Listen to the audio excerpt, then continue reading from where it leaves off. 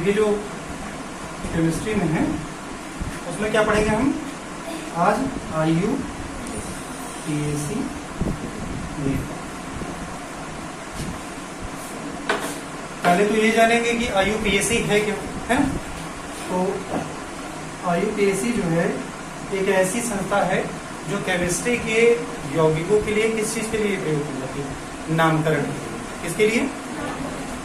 तो इसका full form है international union of pure and applied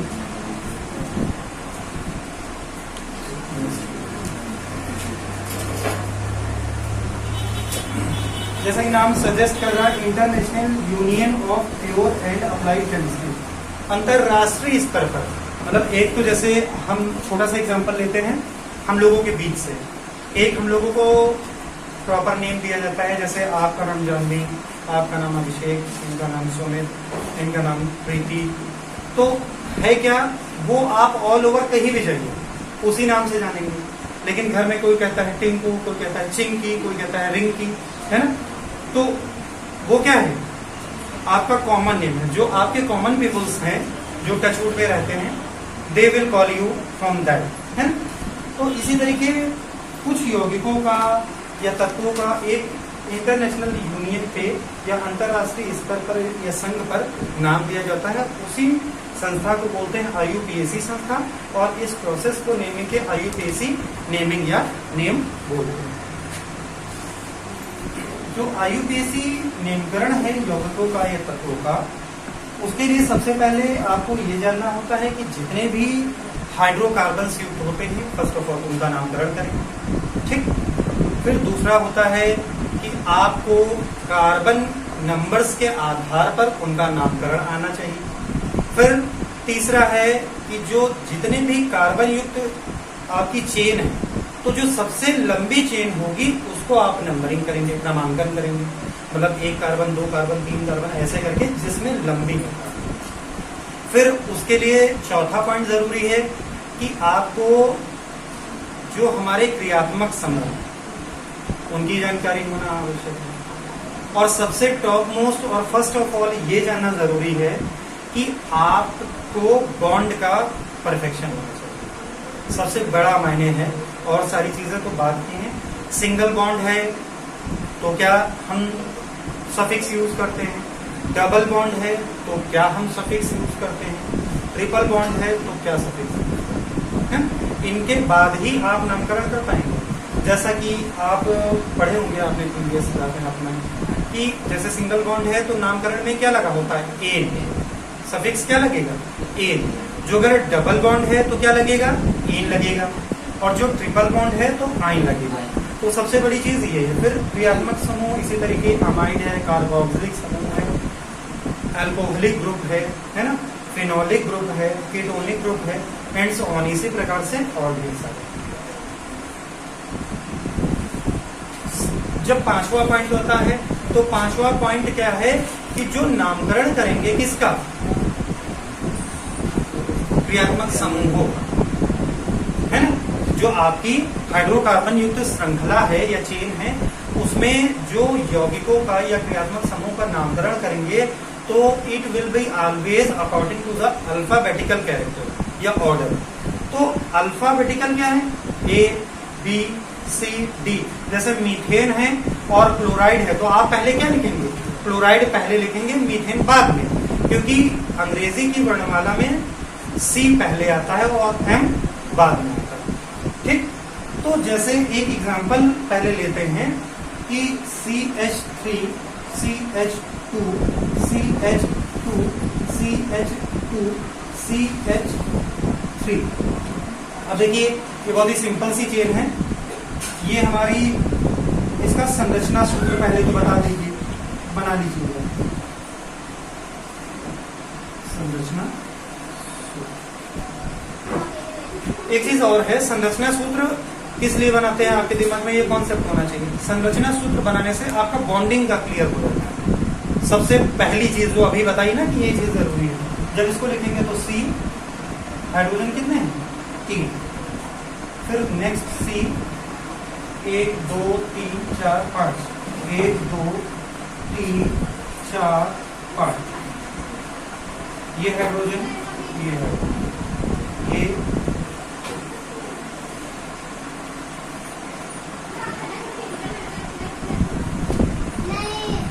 सामान्यतः आपको पता होगा कि कार्बन की संयोजकता कितनी होती है?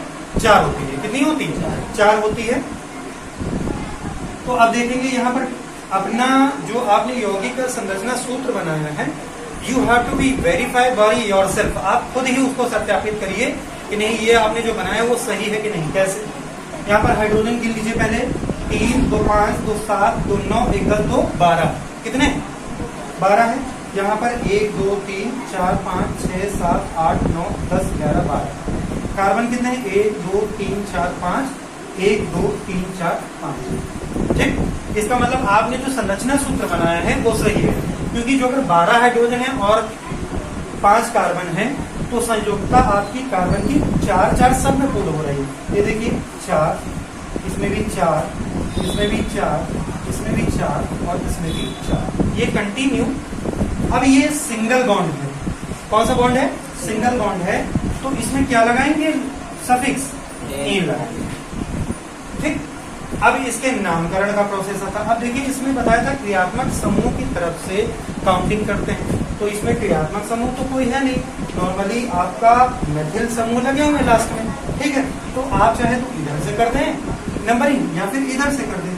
तो 1 2 3 4 5 कार्बन को बोलते हैं।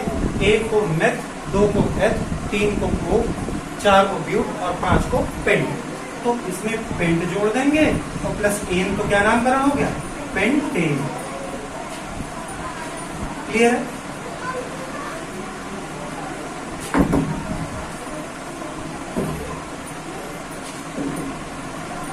नंबरिंग पता चल गई, अल्फाबेटिकल अरेंजमेंट पता चल गया, सिंगल बॉन्ड, डबल बॉन्ड और ट्रिपल बॉन्ड पता चल गया।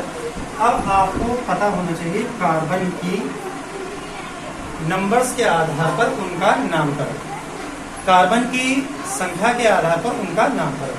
जैसे कार्बन 1 दिया, CH3, C2H4, C3H5, C4H6, C5H7, C6H8, C7H9, C8H10, C9H11 and C10H12.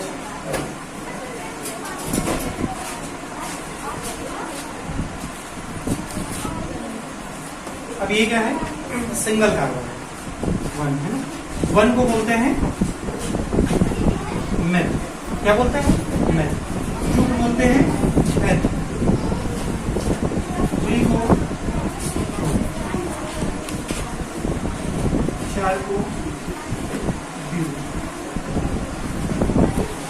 5 को पेंट, 6 को एक्स, 7 को, 8 को ऑफ, 9 को नेट, 10 को डेट। देखिए जब आप यौगिक का नामकरण कर रहे हैं तो सिंगल जो अगर कार्बन है केवल एक, तो उसको मेथ बोलेंगे, और 2 कार्बन है अगर उस यौगिक में तो एच से शुरू करेंगे। आप प्रीफिक्स की बात कर रहे हैं, नॉट अ सफिक्स की। ठीक है, 3 कार्बन होंगे तो प्रो, 4 कार्बन होंगे तो ब्यूट, 5 कार्बन होंगे तो पेंट, 6 कार्बन होंगे तो हेक्स, 7 कार्बन होंगे तो हेप, 8 कार्बन होंगे तो ऑक, 9 कार्बन होंगे तो नैन और 10 कार्बन होंगे तो टेन। ये पता होना चाहिए आपको। ये तो हो गया कार्बन की संख्या के आधार पर उनका नामकरण। जो लास्ट आता है, इट्स वेरी वेरी इंपॉर्टेंट, क्रियात्मक समूह या फंक्शनल ग्रुप। जो अगर हम फंक्शनल ग्रुप की बात करें तो सबसे पहला है एन या एल्केन। इसकी पहचान है ये सिंगल बॉन्ड, और इस हमारी दो कंडीशन आ रही है, बार बार नाम कर रहे हैं। प्रीफिक्स जो नाम के पहले लगा, सफिक्स जो नाम के बाद में लगा, ठीक है।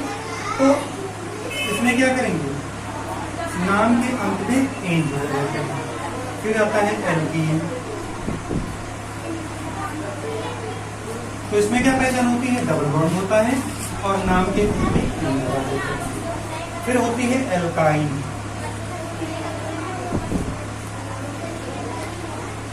इसमें ट्रिपल बॉन्ड होता है और नाम के सफिक्स में आइन लगा देते हैं। इसका मतलब क्या, मूल नाम प्लस सफिक्स ये जोड़ देंगे, बराबर हो जाएगा यौगिक का नाम, ठीक। तो ये यौगिक का नाम हो जाएगा। अब देखिए कैसे, हम दो एग्जांपल एल्केन के, दो एल्कीन के और दो एल्काइन के।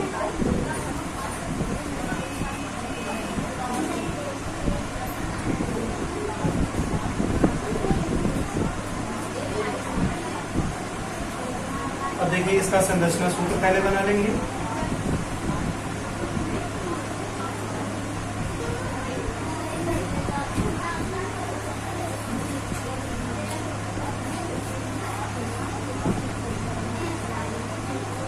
ठीक है, देखिए ये संरचना सूत्र हो गया। आप देख रहे हैं 3 हाइड्रोजन, 3 2 5, 5 2 7, 7 3 10।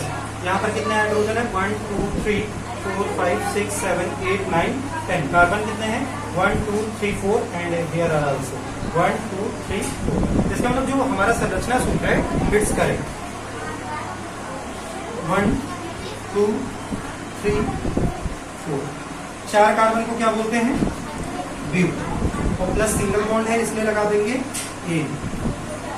तो ये हमारा हो गया मूल नाम, ये हो गया हमारा सफिक्स, और इन दोनों को जोड़ देंगे तो यौगिक का नाम आ गया ब्यूटेन, करेक्ट। अब देखिए एक और एग्जांपल, CH3 CH2 CH3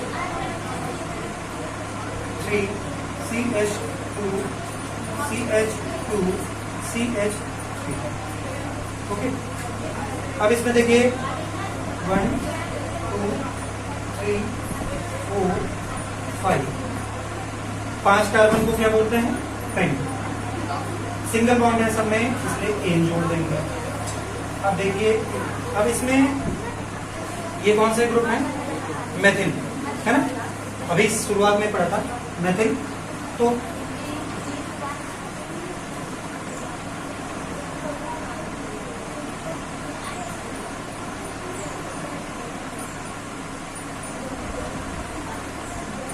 आइसोमेथिल, अब आपके दिमाग में ये ऑटो की कॉन्सेप्ट कि आइसो क्यों जोड़ा, आइसो इसलिए जोड़ दिया क्योंकि जब दो क्रियात्मक समूह एक जैसे, आइसो का मतलब एक जैसे, जिसका संरचना सूत्र और आणविक सूत्र दोनों एक जैसा होता है, उन दो यौगिकों को आपस में आइसो के नाम से कहते। मेथिल समूह है इसलिए iso methyl pent plus ane, तो इसका नाम क्या हो जाएगा, आइसो मेथिल पेंटेन, ठीक है।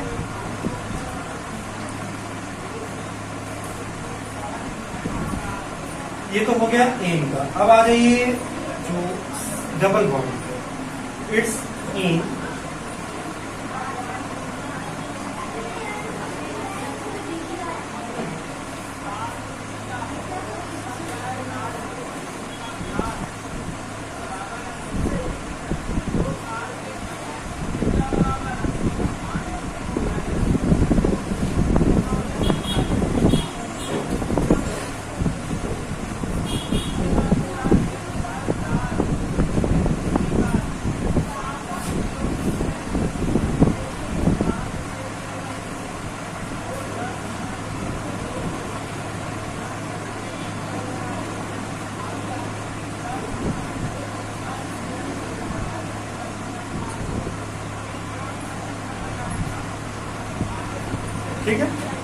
अब इसमें दूसरी सबसे पहली इंपॉर्टेंट चीज क्या है कि जब आपके किसी भी यौगिक में डबल बॉन्ड लगा होगा तो आप डबल बॉन्ड को सबसे कम नंबर प्रदान करेंगे, ठीक है।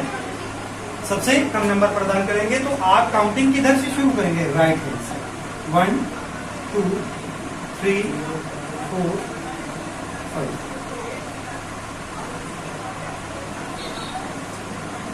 सब जगह सिंगल बॉन्ड है और यहाँ पर डबल बॉन्ड है सेकंड कार्बन। तो क्या मेथ एथ रो ब्यू पेंट। अब आता है किस कार्बन पे आपका डबल बॉन्ड लगा था, फर्स्ट सेकंड 2, फिर डबल बॉन्ड है इसलिए क्या जोड़ेंगे, सफिक्स। तो हो जाएगा पेंट 2E और इसको ही लिख सकते हैं पेंटीन। आप पेंटीन लिख देंगे तब भी गलत, ठीक। अब इसी डबल बॉन्ड को हम क्या करते हैं, यहां से शिफ्ट करके यहां पर, तो क्या हो जाएगा,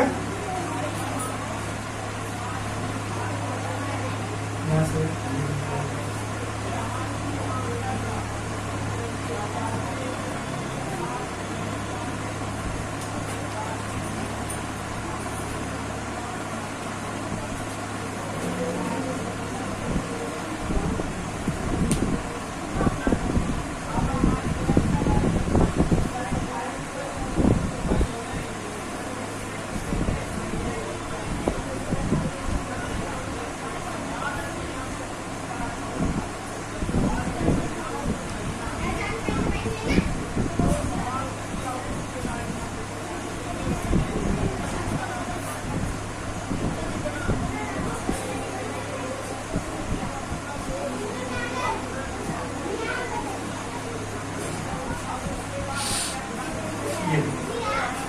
अब इसमें क्या किया हमने, डबल बॉन्ड को शिफ्ट कर दिया। तो इसमें फिर वही चीज कि लीस्ट नंबर डबल बॉन्ड को प्रोवाइड करेंगे। तो first second third fourth fifth six को बोलते हैं, 6 कार्बन को हेक्स। फर्स्ट पे लगा है E और इसको ये भी लिख सकते हैं हेक्स, ठीक है। जो नेक्स्ट है अब आ जाए ट्रिपल बॉन्ड।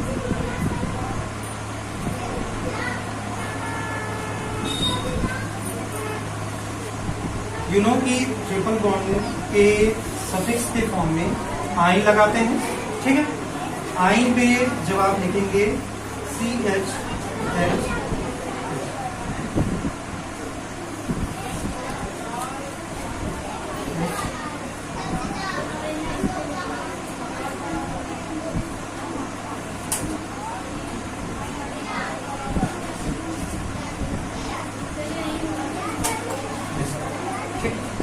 अब इसमें फिर वही रूल कि जो ट्रिपल बॉन्ड होगा we will receive that least number, तो you will count from this side 1 2 3 4 5 1 2 3 4 5।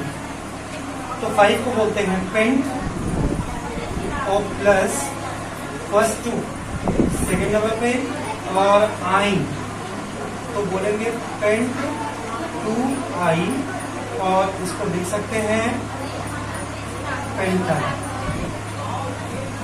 ठीक है।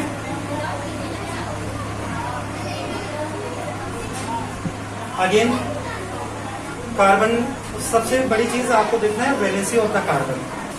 1 2 3 4, यहाँ पे 1 2 3 4, इस कार्बन में 3 1 4, इस कार्बन में 3 1 4, इसमें 1 2 3 4, ठीक है। तो इसी तरीके जो कि हम इसमें सिर्फ थोड़ा सा चेंज करें और इसको कर देते हैं C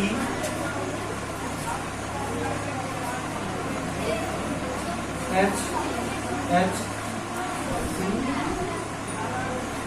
H H H। अब देखिए 1 2 3 4 5 6, total number of carbon is 6।